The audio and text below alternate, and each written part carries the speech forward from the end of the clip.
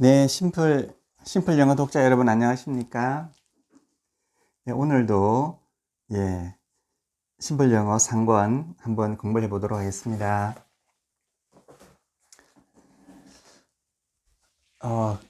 그런데 독자님들 말이에요. 근데 의외로 그 공부를 좀 많이 하신 분들도 이 품사와 문장 성분에 대해서 좀 헷갈려 하시는 분들이 좀 있는 것 같아요.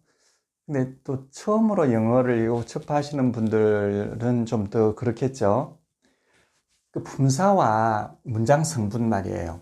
품사라고 하는 것, 그리고 문장 성분이라고 하는 것 말이에요. 저는 그 영어가 참 논리적인 언어잖아요. 영어를 모국어로 쓰는 사람들은 이 품사니 문장 성분이니 하는 것을 고려할 필요가 전혀 없어요. 그분들은 그냥 자연스럽고 선천적으로 그걸 다 알게끔 돼 있는데, 문제는 말이에요. 이 영어를 모국어로 쓰지 않고 우리처럼 외국어로 배워야 되는 사람들은 반드시 우리가 그 개념을 가지고 출발해야 되는 것이 바로 품사와 문장 성분이에요. 모국어로 쓰는 사람은 아무 상관이 없어요. 문제는 그걸 외국어로 우리 배우는 사람들은 이 두 개를 반드시 그 개념을 분명히 정립하지 않으면 안 되는데, 이게 정립이 이따금씩 좀 안 되기도 하는가 봐요. 그래서 저에게 많은 문의가 옵니다. 이 부분에 대해서 조금 더 보충을 좀 해달라고 하는 이야기가 옵니다. 제가 그 영어 공부의 출발은 품사와 문장 성분 구분이에요. 그래서 제가 제 1강에서 이 부분에 대해서 제가 강의를 했었습니다. 근데 그때는 이렇게 유튜브 찍을 때 이 마이크도 없고 해가지고 소리가 더 물리고 해서 전달이 잘 안 되는가 봐요. 그래서 이제는 그때 제 1강 했던 걸 브록 1번, 2번 해가지고 좀 보충 설명을 좀 해드리고자 합니다. 그래서 이제 만약에 좀 더 필요하면 나중에 브록 2로 또 설명을 해드리고, 좀 더 필요하면 브록 3으로 하고, 그 강의한 데 대해서 조금 더 보충 설명을 좀 보내드리도록 하겠습니다. 이거를 이렇게 한번 봐요. 자, 품사와 문장 성분이 가기 앞서서 이런 거 한번 봐요. 자,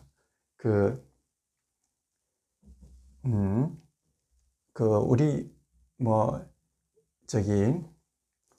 우리 국민학교 때 자주 쓰던 그 문장 있잖아요.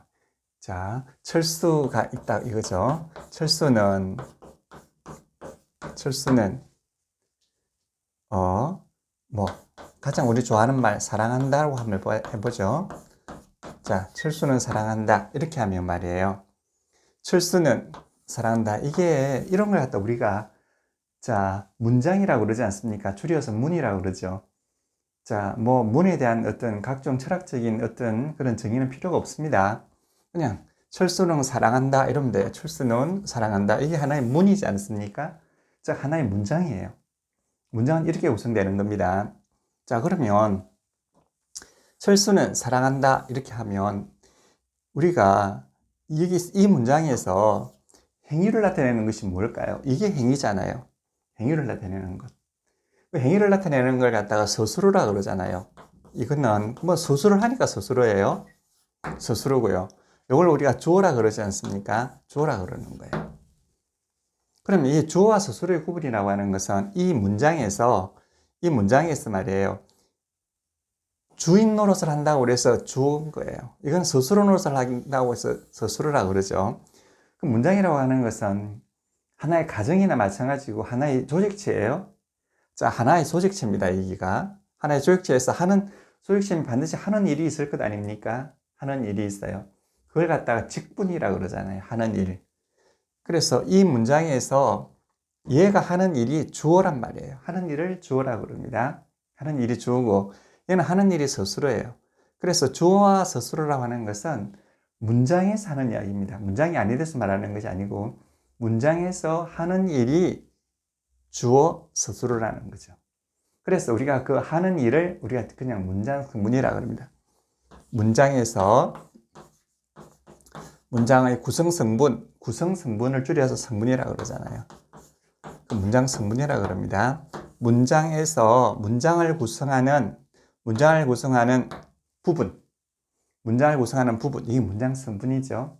그 문장 성분이라고 그러면 얘가 주어 역할을 하면 주어, 서술어 역할을 하면 서술어가 되는 거죠. 그렇죠? 아무런 의심이 없죠. 자, 근데 철수는 사랑한다면 누구를 사랑한다가 될 수 있지 않겠습니까? 그럼 우리가 누구를 사랑한다고 해볼까요? 영희를 사랑한다고 해볼까요? 영희를 이렇게 사랑한다, 이렇게 하면 말이에요. 이것은 사랑한다의 대상이 되지 않겠습니까? 이 서술어의 대상이 되는 거죠. 자, 서술어의 대상이 되는 이런 걸 갖다가 우리가 목적어라고 우리 편리하게 이름을 부르고 있어요. 목적어라고.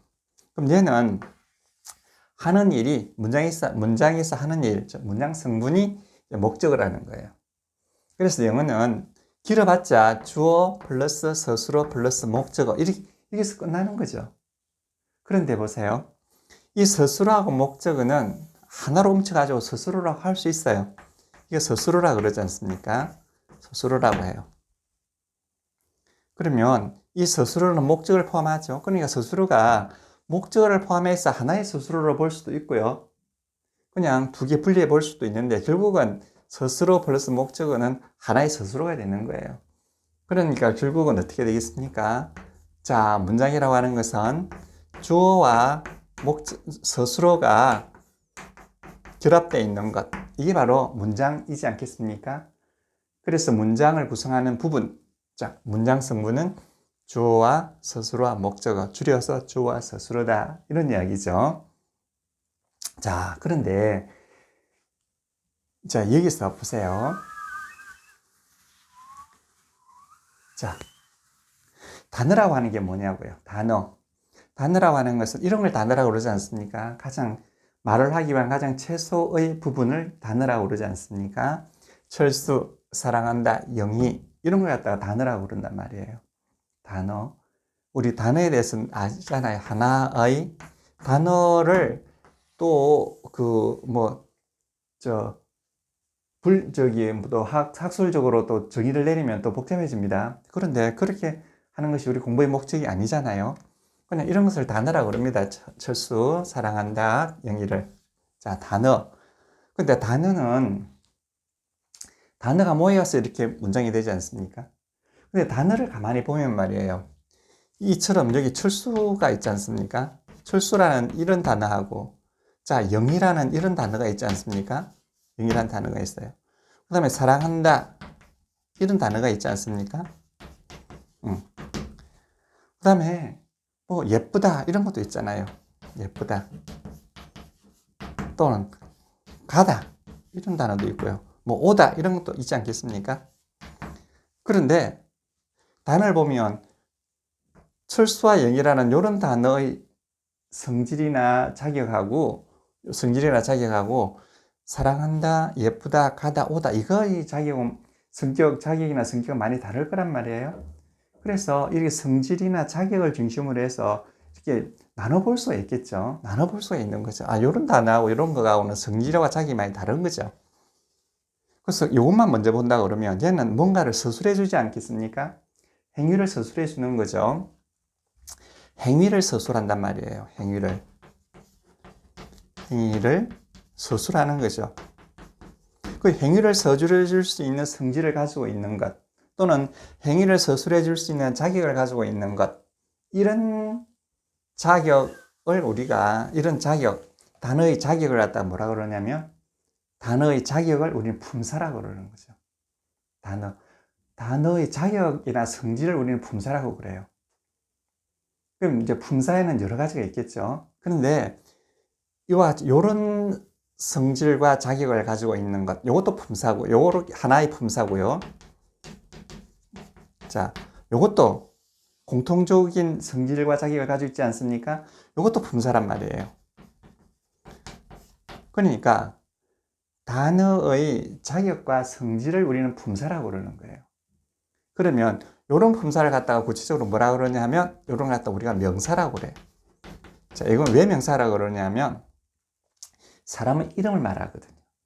자, 명사라고 하는 것은 사람의 이름을 말하는 거죠. 근데 이 사람의 이름뿐이냐, 동물의 이름도 마찬가지고요.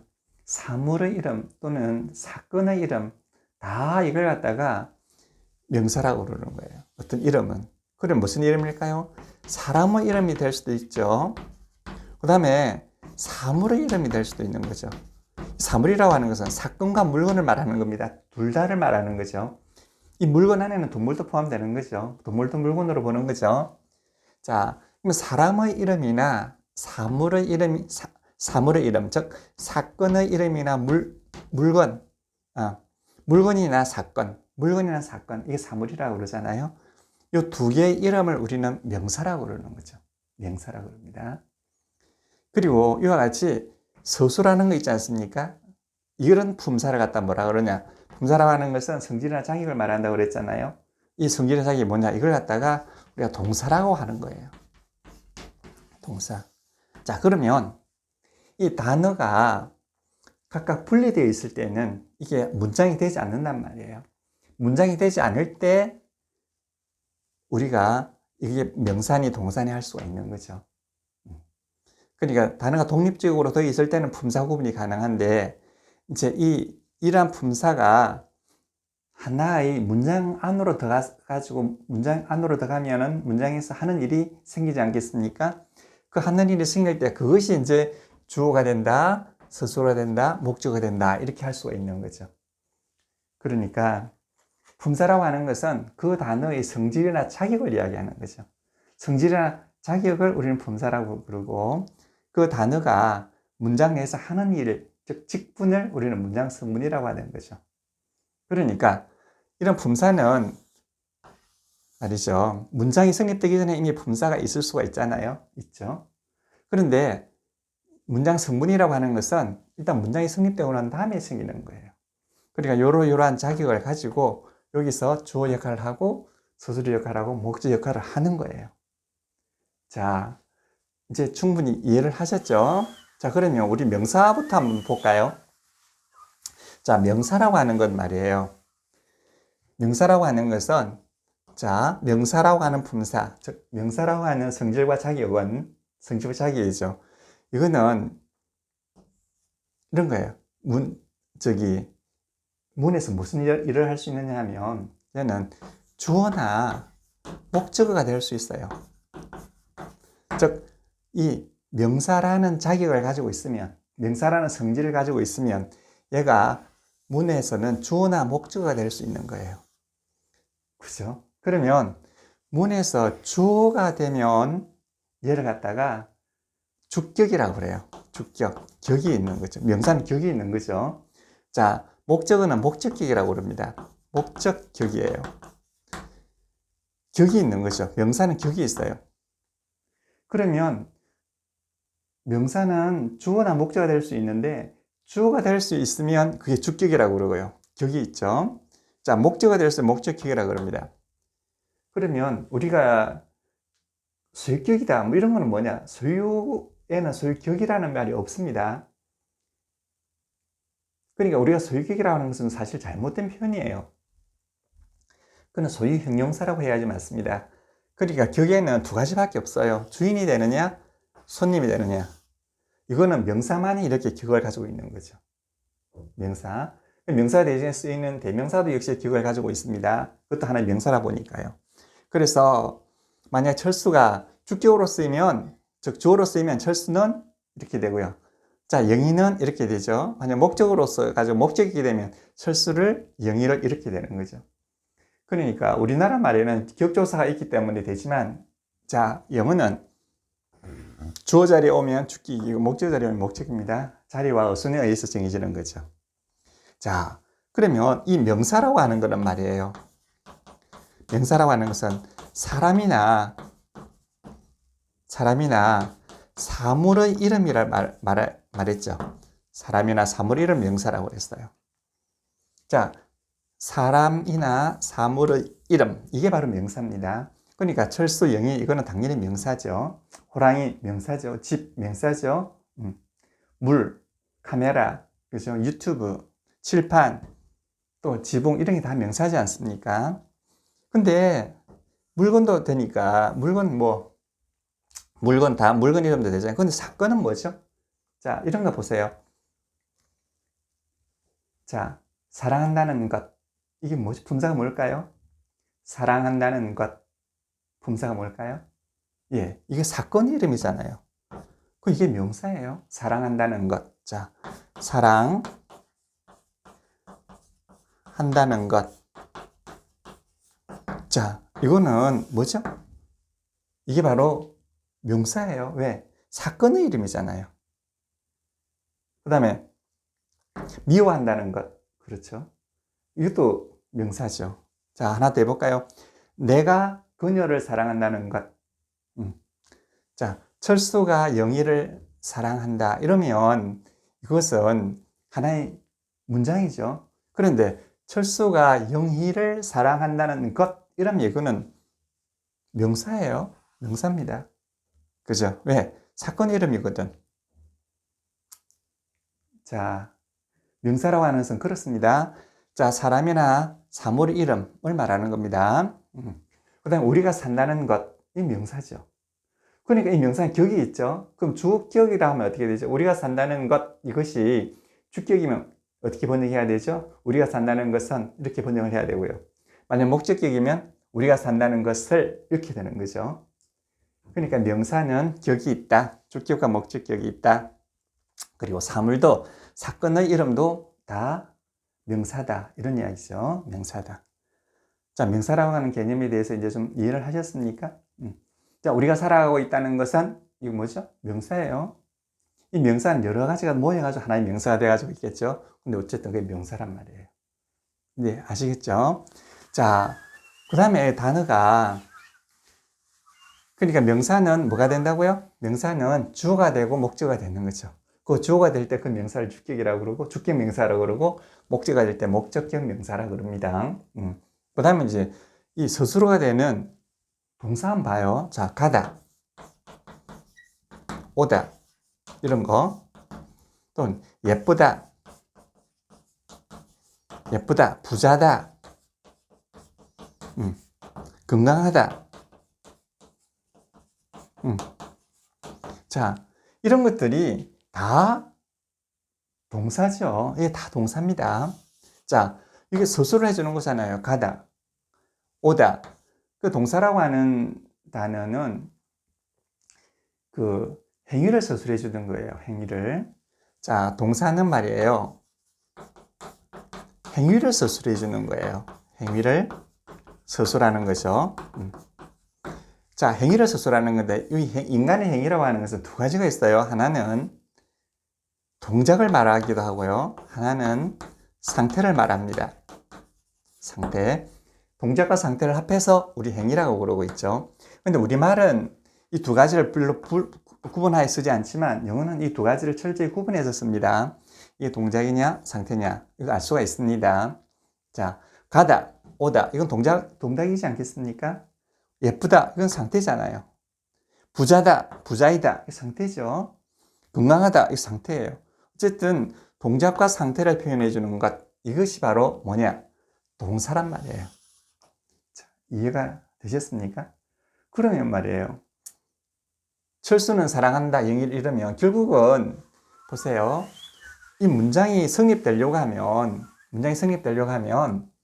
요거 주어하고 스스로 목적어만 있으면 되니까 주어를 구사하는 것이 명사 아니겠습니까? 명사고요. 그 다음에 스스로를 구사하는 것이 동사란 말이에요. 그러면 명사하고 동사만 있으면 모든 문장이 끝나겠네요. 근데 끝나요? 모든 문장이 끝나는 거예요. 그러니까 문장이 아주 단순한 단계에서는 명사, 동사, 명사 하나, 동사 하나만 있으면 끝나는 거죠. 완성이 되는 겁니다. 완전한 문장이 되는 거죠. 그런데 이제 문장이 좀 빈약하죠. 이제 어휘가 말이 발달하고 사람 인지가 발달할수록 이제 이거 말이 좀 풍성하게 되는 거죠. 그래서 이 명사를 아주 묘사해주는 단어가 생기게 되는 거죠. 철수는 안 하고요. 철수는 이렇게 하면 너무 철수는 이러면 너무 이게 좀 단조롭지 않아요? 무슨 철수는 이러면은 뭐 용감한 철수는 이렇게 하죠. 용감한 철수는 이러면 이 용감한은 철수를 이렇게 수식해 주지 않습니까? 철수라고 하는 이 명사를 묘사해 주면서 이 명사를 좀 풍성하게 만들지 않습니까? 이와 같이 명사를 이렇게 풍성하게 만들어주는, 즉 명사를 묘사해주는 이런 말을 우리가 이런 걸 갖다가 형용한다 그래서 형용사라고 그래요. 그럼 이 단어의 성격은, 즉 이 단어의 자격은 형용사예요. 그죠? 형용사. 근데 이걸 갖다 이제 품사가 형용사라는 거죠. 품사라고 하는 것은 뭐라고요? 단어의 성질이나 자격을 이야기한다고 그랬잖아요. 그 단어의 성질이나 자격이 뭐냐? 품사거든요. 이 품사가 뭐냐? 형용사예요. 그럼 용감한 철수는, 그럼 말이 좀 더 풍성해졌지 않습니까? 그런데, 그러면 명사를 이렇게 수식해 주고 명사의 성격을 좀 더 묘사해 주는 것이 형용사인데, 그럼 이건 어때요? 저기에 서 있는 철수는, 그럼 저기에 서 있는 이게 뭘까요? 이게 형용사예요. 그렇죠. 저기에 서 있는. 그럼 잠자고 있는 철수는 이러면 잠자고 있는 이것이 형용사예요. 매일매일 잠자고 있는 철수는 매일매일 잠자고 있는 이것이 형용사예요. 그러니까 형용사라고 하는 것은 명사를 수식해 주는 것, 이게 바로 형용사예요. 길든 짧든 상관이 없습니다. 그걸 이제 형용사라고 하는 거죠. 이해가 되셨습니까? 그래서 형용사가 들어가면 이 명사의 뜻이 훨씬 더 어떻게 된다고요? 풍성하게 되는 거죠. 그런데요, 이거 한번 볼까요? 그 다음에 이 형용사를 또 조금 더 이렇게 강조해 준다거나 또 수식해 주는 말이 생길 수 있어요. 아주 용감하다 그러죠. 아주 용감한. 그럼 이거는 이 형용사를 어떻게 해요? 형용사의 뜻을 조금 더 강화시켜 주죠. 이렇게 여기에서. 그럼 요거는 명사를 수식해 주지만 이게 아주는 용감한 요걸 수식해 준단 말이에요. 그럼 수식한다는 것은 똑같아요. 그런데 얘는 지금 형용사를 수식해 주기 때문에 얘는 우리가 형용사를 하지 않고 얘는 부사라고 그러는 거예요. 이런 단어의 품사는. 그러니 부사라고 하는 것은 말이에요. 이 형용사뿐만이 아니라 명사, 동사도 마찬가지예요. 명사나 동사나 이 형용사, 얘들의 뜻을 좀 더 강화시켜 주거나 좀 약화시켜 주는 것, 이게 바로 부사예요. 그러면 결국 형용사나 부사는 사실 없어도 되는 거죠. 없으면 문장이 좀 빈약해질 따름이지 뭐 별 상관이 없는 거죠. 그러니까 부사와 형용사가 들어가면 말이 좀 풍성해지는 거죠. 풍성해지는 거예요. 그러면 이 부사에는 뭐가 됐을까요? 부사에는 단지 아주 용감하다 하면 좀 정도를 나타내 주지 않습니까? 정도를 표현해 주잖아요. 정도란. 또는 어떤 근거를 표현해 주는 거예요. 근거. 아니면은 원인을 표현해 주는 거죠. 원인. 아니면 때를 표현해 주고. 자, 볼까요? 때 하면 그 때를 나타내면서 명사나 동사나 이렇게 다른 부사를 수식해 줄 수도 있고 원인을 나타내면서 수식해 줄 수도 있는 거죠. 그와 같이 이 부사는 그럼 엄청나게 많은 뜻을 가지고 있겠죠. 이렇게. 그러면 용감한 걸 이제 아주 용감하다 단어 하나로서의 부사가 되지만 만약에 이게 아주 대신에 다른 말을 한번 써보세요. 위험이 있을 때마다 용감한 철수는 이를 보세요. 위험이 있을 때마다 용감한 철수는 이러면 위험이 있을 때마다 용감한 철수하면 위험이 있을 때마다 이게 바로 용감한을 수식해 주지 않습니까? 그럼 그것도 부사란 말이에요. 부사라고 하는 것은 그런 겁니다. 그 다음에 누가 도움을 청할 때마다 용감한 철수는, 그럼 누가 도움을 청할 때마다가 용감한을 어떻게 한다고요? 수식해 주잖아요. 그럼 그것도 부사란 말이에요. 이와 같이 이 부사라고 하는 것은 말을 좀 더 풍성하게 만들어 주는 거죠. 그러니까 부사와 형용사는 그렇게 쓰이는 거죠. 그런데 말이에요. 결국은 이 형용사는 명사에 흡수되지 않습니까? 이렇게 명사에 흡수돼요. 부사는 어떻게 될까요? 이 형용사에 흡수가 돼버리죠. 결국 흡수가 돼버립니다. 그러니까 이와 같이 부사와 형용사 이런 거는 여기 주어, 서술어, 목적어 축에 못 들어갑니다. 단지 얘들 그래서 얘를 갖다가 그냥 수식어라고 하는 거예요. 수식어. 수식만 해주는 거죠. 수식어는 문장의 성문에 들어가지 못합니다. 자, 주어나 목적어나 서술에 들어가지 않습니다. 단지 주어나 서술어나 목적어 내부에서 그 일부를 좀 수식해 주는 것, 즉 강화해 주거나 좀 약화시켜 주거나 이런 역할을 하게 되는 겁니다. 자, 그러면 명사, 동사가 가장 중심이 되고요. 그 다음에 부사나 형용사는 수식어에 지나지 않는다. 그런 개념이 다 머릿속에 쓰셨으니까. 자, 그러면 이제 아까 전에는 명사를 했으니까 이제는 형용사나 부사는 그냥 하나의 수식어에 지나지 않잖아요. 그러면 동사를 한번 해봐요. 우리 영어로 단어를 한번 해봐요. go, 가다 이 말이잖아요. come, 오다 이 말이죠. 자, 그 다음에 자, pretty, 이건 예쁘다 이 말이죠. 요거는 자, 가다 이런 거고요. 얘는 오다 이런 거죠. 요거는 예쁘다 이렇잖아요. 예쁘다. 그 다음에 rich, 부유하다. 부유하다. 이렇게 되죠. 그 다음에 뭐 하나 더 해볼까요? 자, in, 안에 있다. 이건 안에 있다. 이런 거예요. 안에 있다. 자, 그런데 요 go, come, pretty, rich, in 이게 전부 다 동사거든요. 그렇잖아요. 자, 가다, 간다, 온다, 예쁘다, 부유하다, 안에 있다. 다 서술해 주는 거 아니겠습니까? 다 서술을 해 주는 거죠. 그러니까 다 이거는 동사예요. 다 이거는 동사입니다. 자, 요거는 이제 이 품사라고 하는 것은 단어의 뭐죠? 자격과 성질이라고 그랬잖아요. 단어와 자격과 성질 품사잖아요. 이 품사가 뭐죠? 단어의 자격과 성질을 말한다 그랬잖아요. 이것이 뭐죠? 이게 동사란 말이에요. 자격 동사입니다. 이게 전부 다 동사거든요. 그런데 이제 조금 차이가 나는 것이 고나 캄이나 이런 거는 말이에요. 얘가 원형이 있어요. 원형이. 동사의 원형이 있는 거죠. 그러니까 얘는 여기에 원형이죠. 원형이 있고 요거는 cam은 요게 com이 cam 이게 원형이에요. 이 원형이 말이에요. 뭐하고 합쳐지는가 하면 자, do나 did 이게 이제 시간조동사라고 그랬지 않습니까? 요것도 마찬가지죠. 요거와 합해져 가지고 현재 동사, 과거 동사가 되는 거죠. 그게 가장 기본적이에요. 자, 원형이 있고요. 원형이 현재 시간조동사, 과거 시간조동사와 합쳐져 가지고 현재 동사가 되고 과거 동사가 되는 것. 요렇게 되는 동사가 하나 있고요. 그 다음에 pretty, 예쁘다 이거는 말이에요. 원형이 없어요. 원형이 없어요. 자, 부유하다 이것도 원형이 없어요. 안에 있다 이것도 원형이 없어요. 자, 이런 원형이 없단 말이에요. 그러니까 이런 원형이 없는 이런 동사를 갖다가 우리가 이제 준동사라고 하는 거죠. 두 분류로 나눠보는 거예요. 그런 요거는 가장 기본이 되는 동사라 그래서 기본 동사라고 그러고, 요거는 기본이 되는 동사가 아닌 동사. 그러니까 기본 동사에 준해서 쓴다고 그래서 이걸 갖다가 이제 준동사라고 하는 거예요. 자, 그러니까 이 동사에는 크게 보면 이런 두 가지로 나눠볼 수가 있는 거예요. 하나는 기본 동사라고 그러고요. 하나는 준동사라고 하는 거죠. 준동사.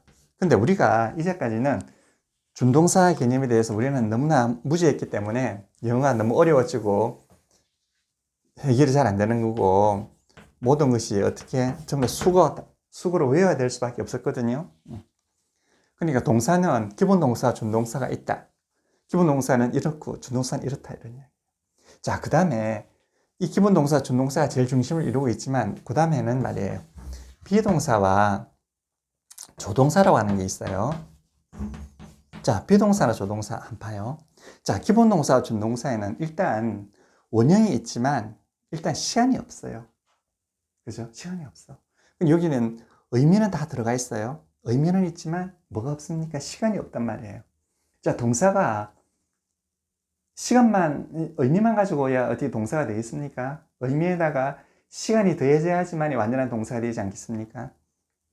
그래서 요 비동사하고 조동사는 말이에요. 두 가지는 기본 동사와 준동사에 시간을 제공해주는 역할을 하는 거예요. 얘는 참 중요하죠. 기본 동사, 준동사 해봐야 얘는 의미가 있을 뿐 시간이 없어요. 그 시간을 정해줄 수 있는 것, 바로 이게 비동사, 조동사가 존재하는 이유입니다. 존재하는 이유예요. 그래서 이 기본 동사 같은 경우는 이 시간 조동사 합해가지고 현재 동사, 과거 동사가 되고요. 자, 이 준동사 같은 경우는 말이에요. 일단 얘가 원형이 없지 않습니까? 기본 동사에는 있는 원형이 없어요. 얘 원형이 어떻게 주어지느냐면 비동사의 원형과 pretty. 자, 이렇게 준동사 합쳐지면 이게 준동사의 원형이 되는 거예요. 준동사의 원형. 이것도 마찬가지예요. be rich, be in. 이렇게 하면 이게 준동사의 뭐가 되죠? 원형이 되는 거죠. 원형이 됩니다. 그래서 원형이 일단 만들어졌기 때문에 이 원형에다가 다시 이거 시간 조동사를 결합시키면 얘도 다시 또 현재 동사, 과거 동사가 되는 거죠. 그러니까 영어의 축을 형성하고 있는 것은 영어에서 가장 중요한 것이 주어, 서술어, 목적어 중에서 서술어가 사실 제일 중요하지 않겠습니까? 서술어를 구성하는 동사가 바로 뭐죠? 자, 기본 동사하고 준동사예요. 근데 기본 동사, 준동사는 의미만 있을 뿐 시간이 없어요. 시간이 없는 동사가 무슨 역할을 하겠습니까? 그래서 비동사와 조동사가 이 기본 동사, 준동사에게 뭘 제공해 준다고요? 시간을 제공해 주기 때문에 드디어 동사와 준동사가 의미와 시간을 갖춰가지고 완전한 서술어 역할을 한다는 이야기죠. 자, 여기서 이제 핵심적인 게 품사라고 하는 것은 단어의 성격과 성질, 단어의 성격, 자격, 성질을 이야기하는 거죠. 그 품사가 그 단어의 품사가 뭡니까? 그러면 그 품사의 자격이나 성질이 뭐냐 이 말이죠. 그걸 우리가 품사라고 그러고, 그 다음에 성분이라고 하는 것은 그 단어가 문장을 이루었을 때 문장에서 하는 일을 이야기한다는 말이죠. 네. 이 정도로 다시 다른 관점에서 말씀을 드렸는데, 이제 그 부분에 대해서 완전한 이제 이해가 되셨는지 모르겠습니다. 만약에 또 이런 부분에 있어서 조금 설명이 필요하시다 그러면 저에게 연락을 해주시면 또 부록 2나 부록 3에서 또 조금 더 말씀을 드리도록 하겠습니다. 네, 그러면 다음 시간에는 또 제대로 된 진도를 한번 내보도록 하겠습니다. 네, 감사합니다.